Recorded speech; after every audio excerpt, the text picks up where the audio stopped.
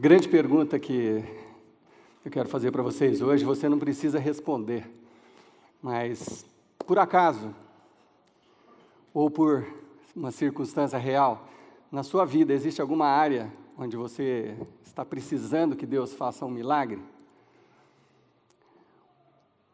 Se tiver, eu te convido a participar dessa série, não só hoje, nos próximos 2 capítulos, que eu creio que Deus tem um recado importante para cada um de vocês. Eu acho que todos nós temos momentos difíceis, momentos de ansiedade, e o Zé compartilhou agora há pouco uma coisa que aconteceu com o filho dele. Eu me lembrei de uma coisa que aconteceu com o meu filhinho, quando o Davi, eu acho que tinha 2 aninhos. A gente estava na copa ali de casa, na cozinha, e ele estava brincando, correndo de um lado para outro, menininho de 2 anos, né? E aí eu conversando com a Kelly, daqui a pouco, o Davi veio na minha direção e ele estava vermelhinho e ficou a mão assim, ó, na garganta. E o vermelhinho começou a ficar roxinho. E eu comecei a ficar muito apavorado. E aí eu via que ele não estava conseguindo respirar, não conseguia respirar, e eu comecei a ficar tenso, a Kelly estava perto de mim, e passou 1 milhão de coisas na minha cabeça em fração de segundos, assim. O que eu faço? Ligo para minha irmã que é enfermeira, corro para o hospital, o que eu faço? Mas ele estava ficando roxinho, falei, não vai dar tempo, não vai dar tempo. Essa ansiedade toda estava no meu peito, eu falei, Deus, agora é com o Senhor, eu não sei o que fazer, o que eu faço? E pedi, eu falei, essa hora eu preciso de um milagre, naquele momento eu preciso de um milagre. E aí, por obra de Deus mesmo, porque eu estava muito ansioso para poder pensar, né? Mas foi obra de Deus. Eu me lembrei de uma conversa com a minha irmã uma vez, sobre beber e engasgar, não tinha nada a ver com aquele que estava acontecendo ali, mas em situações genéricas, gerais. E aí, o que eu fiz? Peguei o Davizinho rapidamente, coloquei ele na pia, assim, de cabeça para baixo, já fica uma dica aí para os pais, os futuros pais também, dei um tapão nas costas dele, assim, com força.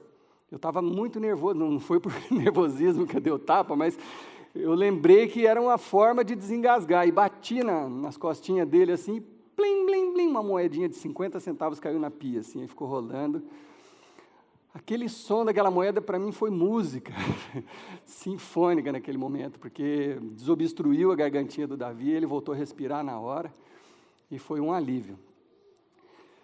Mas eu sei que existem diferentes situações onde a gente ora para Deus e fala, Deus, eu não sei mais o que fazer. Eu não sei mais o que fazer. Talvez nos relacionamentos, quem sabe seu relacionamento em casa está morrendo. Talvez você não saiba mais o que fazer. Quem sabe você já não consiga mais conversar com a outra pessoa, eu não sei. É uma sensação, a gente atende muita gente assim, mas chega num ponto que a pessoa não consegue conversar mais com a outra. Às vezes a gente sugere e aconselha, fala, vocês precisam sentar e falar sobre isso. Não dá, a pessoa fala, não dá. A gente senta e começa a brigar. Eu não sei, pode ser que nessa área, na sua casa, na sua família, ou com um filho, talvez o relacionamento esteja numa situação que você não vê saída. Talvez você já esteja pensando, considerando sair de casa, ou alguém em casa está considerando sair de casa. Eu não sei. Na área da saúde, às vezes a gente se sente assim, às vezes uma doença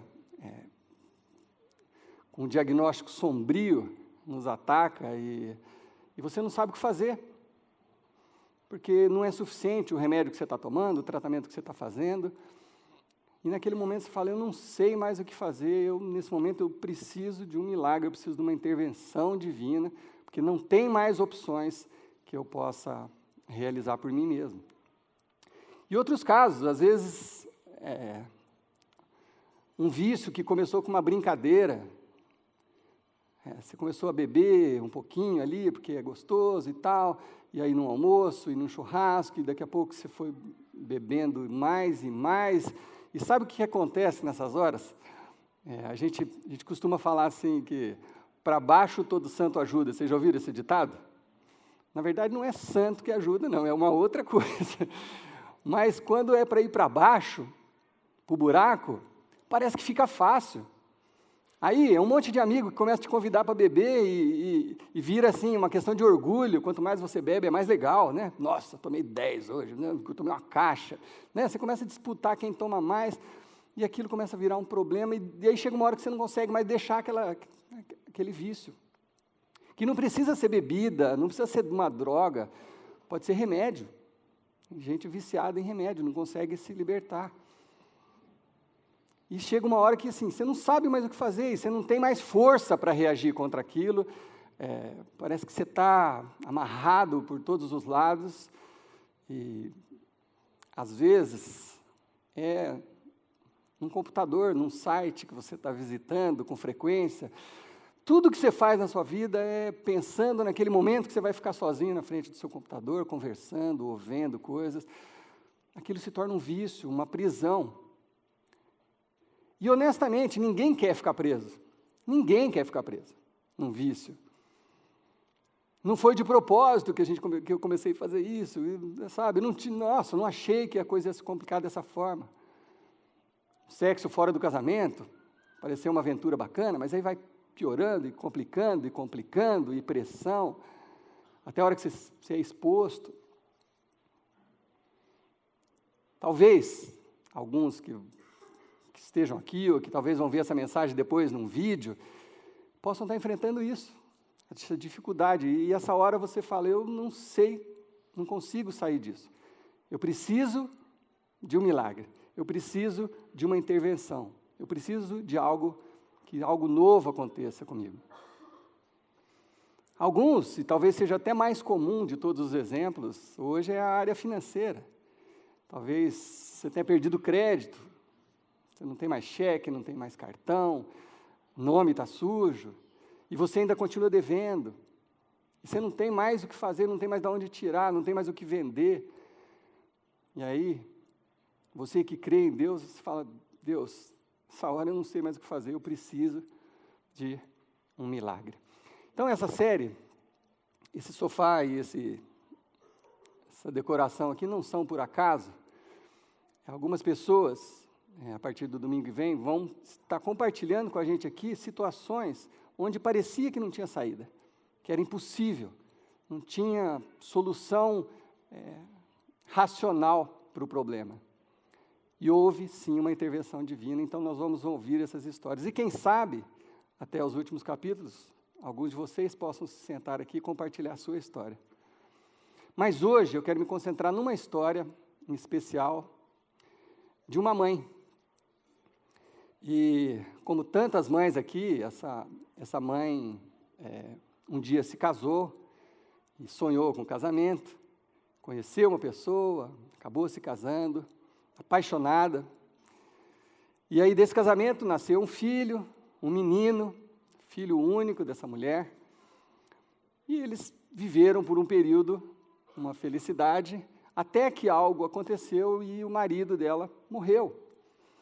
E ela passou a ter que cuidar de tudo sozinha, era uma viúva a partir dali, tinha que cuidar de tudo sozinha, cuidar do menino, numa época e numa região muito pobre, onde ela começou a passar fome, necessidade, a comunidade, os vizinhos tinham que ir lá ajudar, e esse menino era a única razão da felicidade dela, porque ele ainda ajudava em casa, e o pouco que eles conseguiam trabalhar para conseguir comer, era a mãe e o filho juntos, porque eles estavam sozinhos, ela só tinha o menino. Até que num momento, e sem que a gente saiba exatamente o que aconteceu, esse menino morreu também. Esse menino morreu e essa mulher entrou em pânico, em desespero, falou, pronto, a minha vida acabou. Não tem mais saída, para mim não existe possibilidade, porque já está morto, estou aqui velando meu filho, pronto para enterrá-lo, ele está morto, não tem mais o que fazer, eu não vou conseguir sozinha, não tenho nem razão para continuar vivendo, não tenho mais esperança nenhuma, minhas esperanças morreram junto com meu filho. E essa história é contada com detalhes por Lucas, que escreveu um relato sobre a vida de Jesus, E essa história está lá em Lucas, capítulo 7, e eu queria que, se você pudesse, você acompanhasse conosco. A gente vai colocar aí no telão, mas se você trouxe a sua Bíblia, eu queria que você acompanhasse com a gente. Mas imagina a situação dessa mulher. Ela já não tinha mais marido, agora tinha acabado de perder o filho. Ela não tinha nenhuma razão lógica para ter esperança de que a vida dela podia ainda ser feliz algum dia. Então essa mulher, junto com muita gente da comunidade, que por isso a gente deduz que era uma pessoa muito querida, que era ajudada, então uma multidão estava levando o corpo desse menino para ser enterrado. E como eles eram muito pobres, eles não podiam enterrar dentro da cidade, eles tinham que sair dos muros da cidade, lá fora, cavar uma cova no chão e colocar esse corpo. E, às vezes, eles abriam valas assim e colocavam as pessoas de pé, para economizar espaço, assim que eram tratadas as pessoas que não tinham recursos naquela época. E essa mãe estava com esse menino, levando esse corpo junto com os amigos, né, saindo da cidade. Bom, Lucas conta assim essa história. Lucas 7, versículo 11, diz assim: logo depois, Jesus foi a uma cidade chamada Naim, e com ele iam seus discípulos e uma grande multidão, e uma turma junto com Jesus. Então, essa história foi testemunhada por duas multidões, uma que estava com Jesus e a que estava levando o menino morto. Ao se aproximar da porta da cidade, estava saindo o enterro do filho único de uma viúva. E uma grande multidão da cidade estava com ela. Então, como eu disse, provavelmente eram pessoas queridas, porque tinha uma grande multidão acompanhando eles até afora. Ao vê-la, o Senhor Jesus se compadeceu dela e disse: não chore. Eu acho importante a gente fazer uma pausa aqui, porque às vezes a gente olha para Deus, ou quando a gente imagina Jesus, muitos de nós, em muitos momentos, a gente imagina que Deus está lá distante, Ele não vai conseguir entender o que eu estou passando aqui, Ele não é humano, como é que Deus vai entender o que eu estou vivendo, né? Mas fica claro aqui em diversas outras passagens que Jesus conhecia e conhece as nossas aflições. Jesus sabia o que era uma mãe perder um filho. Jesus se compadeceu dessa mulher. Ele tinha sofrido aflições por ele mesmo. Jesus passou tanta coisa, traições e perseguições, tentaram matá-lo diversas vezes. Jesus sabia o que era passar aflições. Então ele olhou para essa mulher e ele entendeu o que ela estava passando. Jesus sabe o que eu e você estamos passando, porque ele viveu nesse mundo. Apesar de ser Deus, ele foi homem aqui, como todos nós. Viveu dores, provavelmente tenha pegado gripe, sei lá o quê, adoecido, como todos nós, machucado quando era criança. Ele foi um homem, ele conhece o que é ser homem, ser humano, e sofrer as aflições dessa vida. Jesus conhece, por isso ele se sensibiliza. Jesus tinha simpatia pelas pessoas, e aí a palavra, a gente precisa saber um pouquinho melhor, essa palavra simpatia é você sentir o que a outra pessoa está sentindo, é isso que é simpatia. Você tem um sentimento junto com a outra pessoa, você comunga com a dor do outro, é isso que significa simpatia. Jesus tinha isso com as pessoas e tem isso com todos nós. Aí, cheio de compaixão, Jesus se aproximou do caixão, que na época não era exatamente um caixão, eram umas tiras enroladas em uma madeira para poder carregar o moço. Jesus, depois, aproximou-se e tocou o caixão. E os que carregavam pararam. Sabe por quê que todo mundo parou naquela hora? Eles não faziam ideia do que podia acontecer. Mas eles pararam porque Jesus era um rabino, era um mestre, considerado um mestre, e Jesus foi lá e tocou naquele corpo daquele menino, naquele caixão. Um rabino jamais faria isso. Não sei se vocês sabem. Um rabino, se ele tocasse em alguém que estivesse morto, ele precisava passar por um ritual de purificação muito complexo. Então, rabinos não tocavam em pessoas mortas, nem doentes, eles davam até uma palavra, mas não tocavam. Jesus foi lá e tocou. Porque Jesus não era um simples rabino. Nessa hora, ele era o mestre, o Filho de Deus. E ele tocou naquele caixão.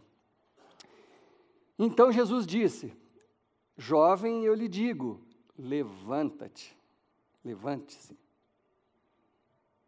Eu não sei o que passou pela cabeça da mãe, mas a mãe deve ter olhado e falado: gente, o que esse homem está falando?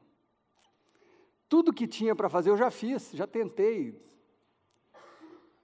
Pedi todo tipo de ajuda, se tinha algum medicamento ou algum remédio que ele podia tomar, ele já tomou, não teve jeito, agora morto, alguém vem aqui e fala: levante-se. Como assim? Como assim?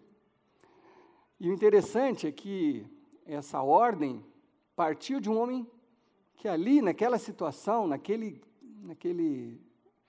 ambiente, ele era um homem simples. Jesus não se destacava na multidão. Jesus era um homem comum. Não tinha um microfone na mão, não tinha um staff em volta dele, não tinha nada, ele era um homem simples, comum. A Bíblia fala isso, Jesus não tinha uma beleza que o diferenciasse de ninguém, ele era um homem simples. Talvez de aparência rude, porque andava no sol o tempo inteiro. E aquele homem tocou e deu essa ordem: levante-se. E aí, pelo seu poder, e unicamente pelo seu poder, ele, o rapaz, se levantou, sentou-se e começou a conversar. E Jesus o entregou à sua mãe. Todos ficaram cheios de temor e louvaram a Deus, mas claro, um grande profeta se levantou entre nós, diziam eles. E disseram também uma frase muito importante: Deus interveio em favor de seu povo. Tinha aquela situação, extrema necessidade, não havia esperança nenhuma. Nesse momento, Deus interveio em favor de seu povo. E o que ele fez lá atrás, ele pode fazer hoje nas nossas vidas. Você crê nisso? Eu creio nisso de todo o meu coração. De todo o meu coração. E essas notícias sobre Jesus espalharam-se por toda a Judéia e regiões circunvizinhas. Talvez você esteja precisando de uma intervenção divina na sua vida, em alguma área importante da sua vida. Talvez é isso que você veio buscar assistindo essa série, ouvindo a uma igreja. Talvez você está precisando de uma intervenção divina. Talvez do seu ponto de vista já não há mais o que fazer. Apesar de que a hora que você ouve essa história, dessa mulher, você fala: não, minha situação ainda não chegou nesse ponto. Porque aqui a morte já estava estabelecida, já tinha tomado o corpo daquele menino. Mas quem sabe, seja um momento na sua vida onde você está precisando de uma intervenção. Deus quer intervir na sua vida e Ele faz isso. Mas nós temos falado disso nas últimas pregações, nós temos sim, inegável, um inimigo que quer nos enterrar. Nós temos um inimigo que só sabe fazer roubar, matar e destruir, roubar, matar e destruir. Ele quer te enterrar. Junto com os seus sonhos, com os seus planos, com as coisas que você desejava fazer, o inimigo quer te enterrar com tudo isso. Ele quer acabar com isso. Ele quer que você não tenha esperança, que você não creia, que você desista. É isso que o inimigo quer. Mas eu tenho uma palavra importante para você nessa noite, que baseado nisso, do que nós acabamos de ler, eu quero te dizer: não haverá funeral na sua vida em nome de Jesus. Não haverá. Seja o que for que você esteja enfrentando. É isso que a Bíblia nos ensina, é isso que essa passagem nos ensina. O que a gente pode fazer? Como que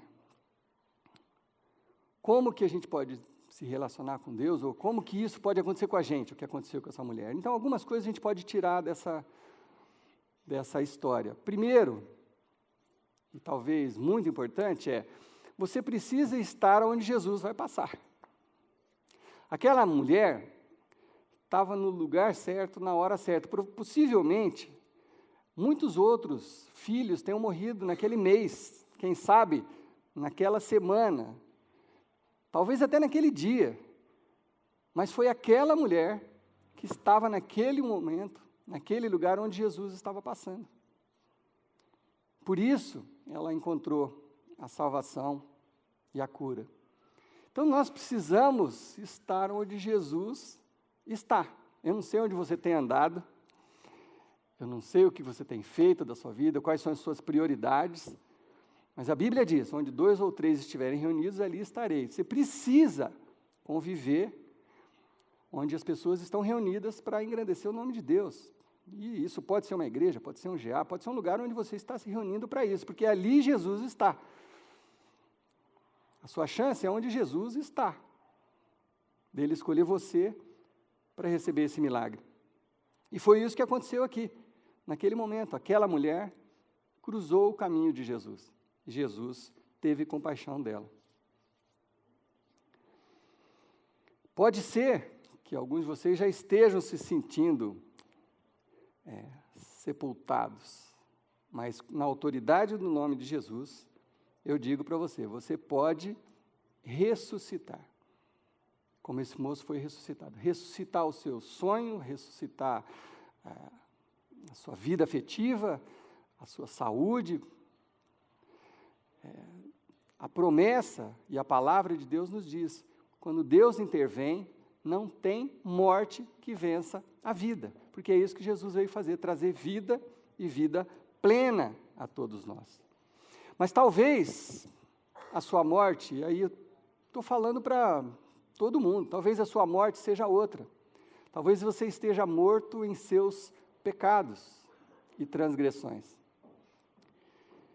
O apóstolo Paulo, ele chama isso de morte também, sabia?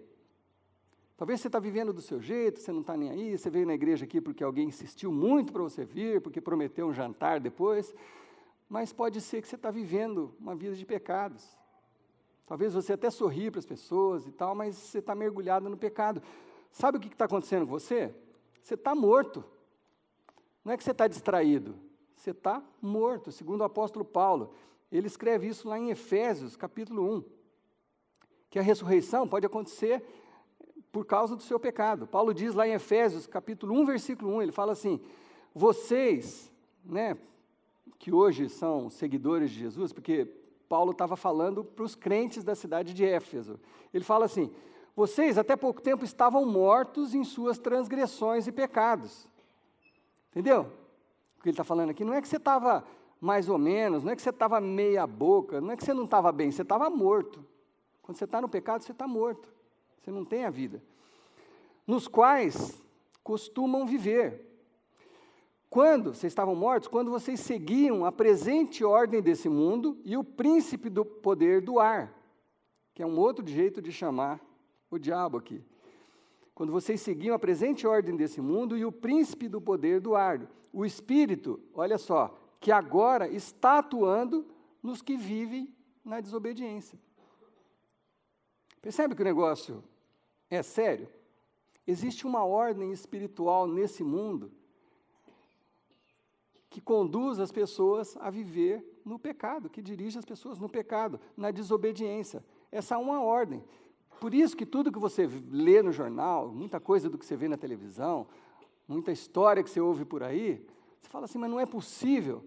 É possível. Por quê? Porque existe uma ordem que rege esse nosso mundo, que é do mal. Que é do mal. Existe isso, é isso que Paulo está falando. E a gente, em algum momento, no passado ou no presente, acaba vivenciando isso, vivendo isso como se nada tivesse acontecendo. Paulo diz: você, filho, você está morto, você precisa ressuscitar, porque você está mergulhado no pecado. E Paulo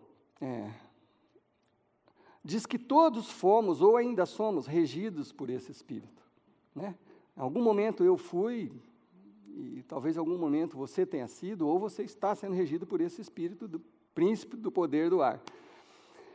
Anteriormente, aí ele fala do passado, né? Anteriormente todos nós também vivíamos entre eles, na desobediência, no pecado, satisfazendo as vontades da nossa carne, seguindo os seus desejos e pensamentos, como os outros. Éramos, por natureza, merecedores da ira. Nós não podíamos mesmo contar com o milagre de Deus, porque nós estávamos vivendo em desobediência.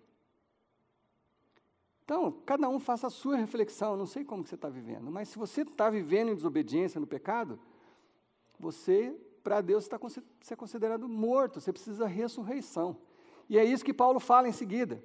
Todavia, no entanto, Deus, que é rico em misericórdia, pelo grande amor com que nos amou, deu-nos o quê? Vida, juntamente com Cristo, quando ainda estávamos mortos em transgressões. Pela graça sois salvos. Deus deu vida de graça através de Jesus Cristo. É isso que Paulo está falando aqui. Deus, o que Deus fez? Ele nos ressuscitou com Cristo e com Ele nos fez assentar nos lugares celestiais em Cristo Jesus. Pela sua enorme bondade, pela sua enorme graça, pelo seu amor, Deus, através de Jesus, nos ressuscitou, nos tirou dessa vida de pecado. E pode tirar você que ainda está vivendo ou morrendo na vida de pecados. É isso que o apóstolo Paulo está falando. Para que Deus fez isso conosco? Para mostrar nas eras que vão de vir, não só naquele tempo. Jesus fez isso para mostrar nas eras que vão de vir, para mostrar hoje aqui na capela. Dia 19 de junho de 2016, para mostrar hoje aqui na capela, a incomparável riqueza da sua graça, demonstrada em sua bondade para conosco em Cristo Jesus.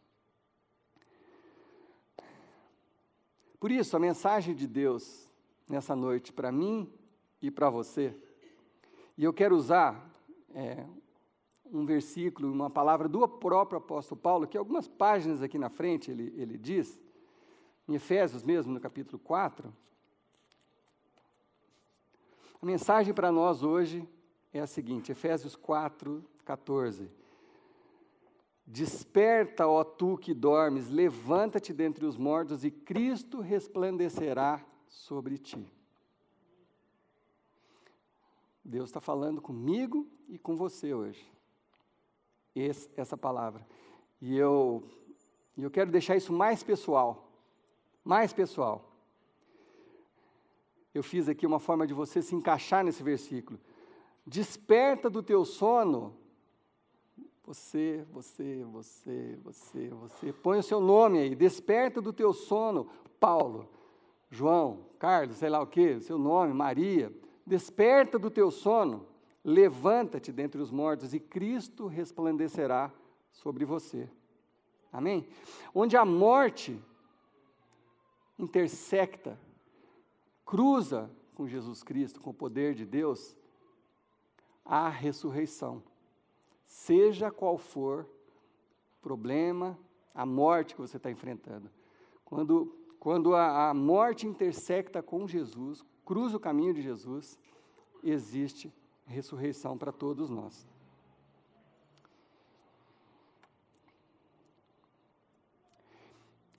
Nesse sofá aqui, vão se sentar algumas pessoas a partir do domingo que vem. As histórias que você vai ouvir aqui vão mexer muito com cada um de vocês. São histórias de ressurreição, na área da saúde, em outras áreas, pessoas que não tinham nenhuma esperança e buscaram a Deus e Deus interveio. E houve o milagre, houve a ressurreição. Mas eu queria que esse sofá fosse usado por você também, que está aqui.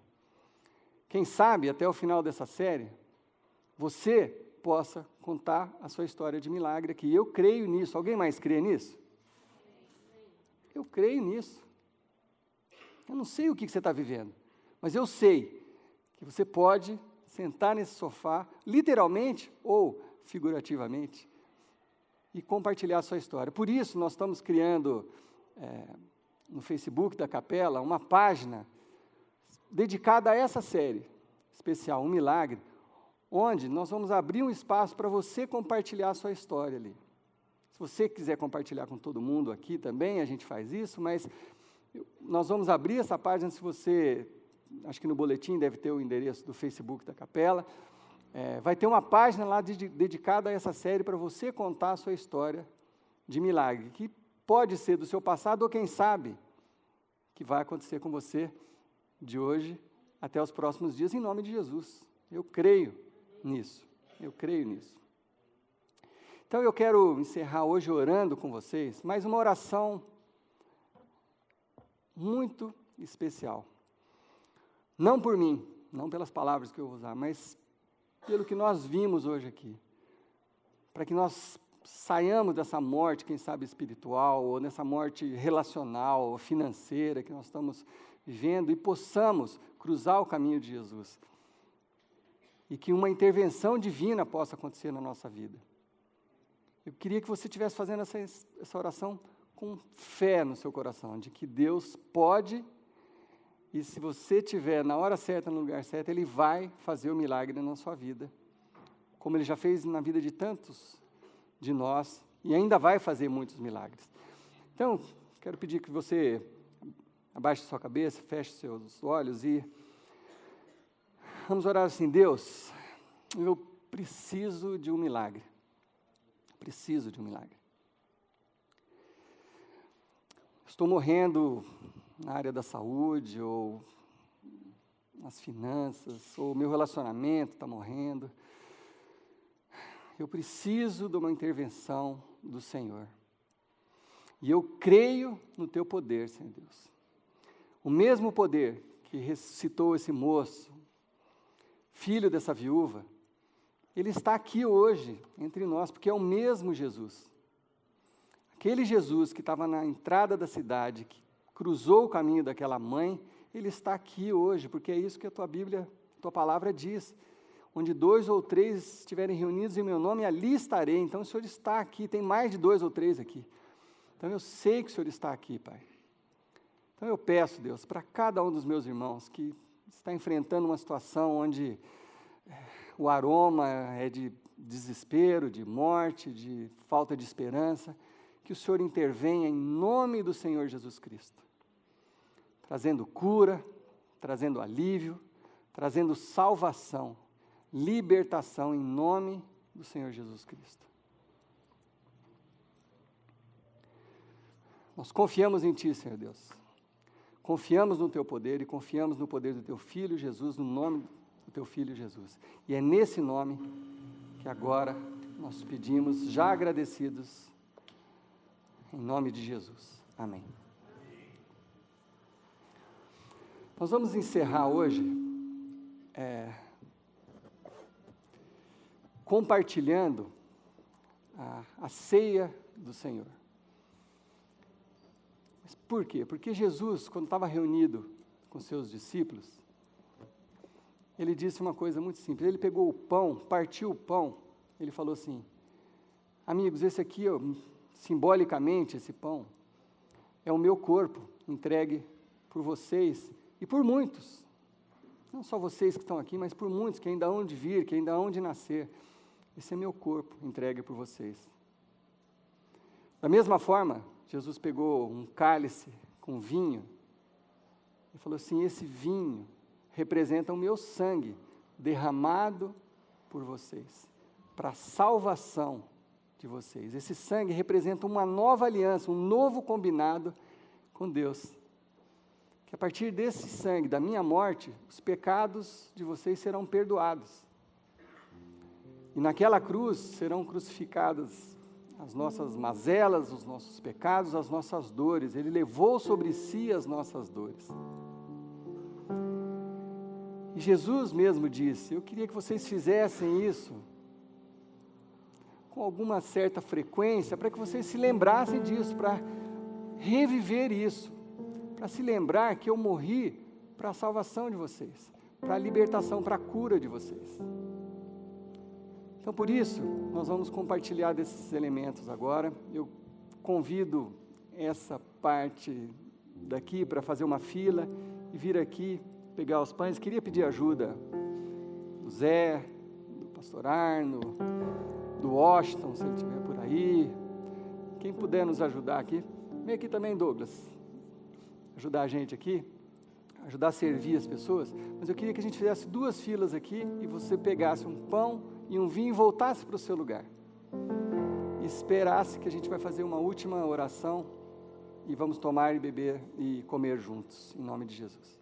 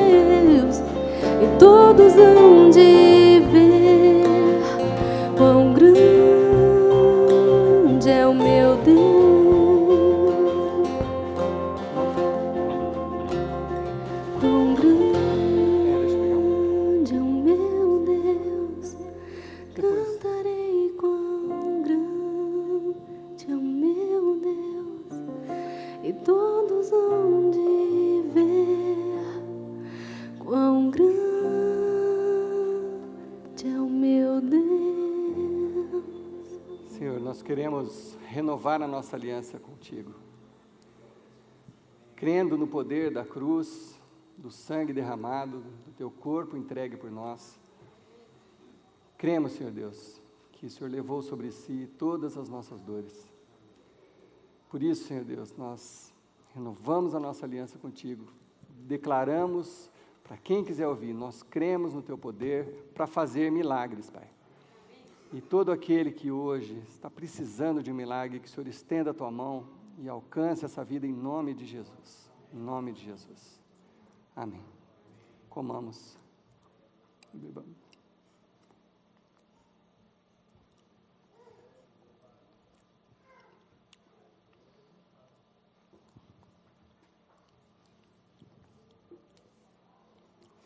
Que Deus os abençoe, nos dê uma semana muito abençoada e que a gente tenha fila aqui para contar os testemunhos em nome de Jesus. Amém?